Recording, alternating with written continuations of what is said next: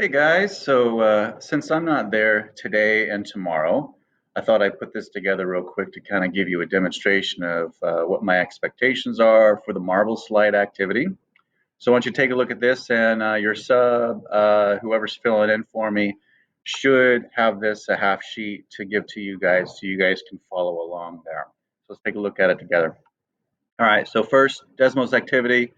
The goal is to participate in this activity to get full credit. So I want to see and I can track how much you guys are doing, obviously. But the point is to use those observation notes that we've been working on for the past few days last week. They will help you figure out how to, change your graph so that you can complete this activity.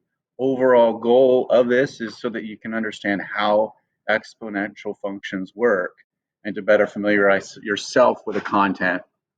And then later on, we're going to look at the why they work. We're going to look at the math part. But I think this is a good intro activity just to get a sense of, okay, this is kind of how I can change things. These are what these graphs looks like. So you guys have a really good visual understanding of what all this is. So first thing, obviously watch this introduction video and then you go to Desmos. And so here is a link and I'm just going to hit that link. But what it'll do is it'll pop up like this. If you just type it in, it'll pop up like this, except it won't have your name, of course. You'll have to sign in. First of all, you put in the code, and here is the code. Oops, that's not the code. Here is the code, VE6G26. So you put that code into the little section here, and you hit join, and it'll automatically get you to this spot right here. And so that is essentially what I'm looking at. So we have a series of 24 slides that some of them involve just you messing with this. Some of it involves you guys asking questions or putting in comments or making predictions.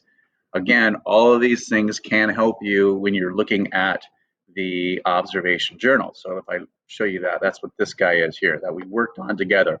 This is the key. So it shows you, okay, well, this is the way the slope works. If I make it a negative, it goes down. If I make the exponent a negative, it flips to the right, and so on. So you have a good understanding of what to do. All right. All right, so let's take a look. So essentially, I'm going to hit launch, and we're going to see the balls go. And so our goal is to cross each star out using that. And so I'll show you the next one here. All right, so now I'm given this equation, x minus 16. I think actually it's supposed to look like this on your screen. I was playing with it earlier. So this is probably what it looks like on your screen because it resets. Notice that on your key, we had something like that, remember? So let's take a look. On our key, we had, this equation right here, 2 to the x minus 5. Well, that stretches it out. So that's exactly what I want to do in this situation. It's already at x to the 5, so I just need to stretch it out even more. And if I put 10, I see it goes out further. I put 12 even further, and I'm going to go to 15. My problem is it still doesn't hit that. So what I need to do is, remember, if you go back to here, at the very, very last part, it says, okay, well, add 4 to the base or make the base number larger. That will kind of either tighten it up or stretch it out. If I make it below 2 but above 1, it'll stretch it out. So let's try it out. So I can go to 6. Will that hit? No, not quite. So I'm going to go to 10. And that will hit, but I feel like I need to go further out. So I'm going to go out a little bit.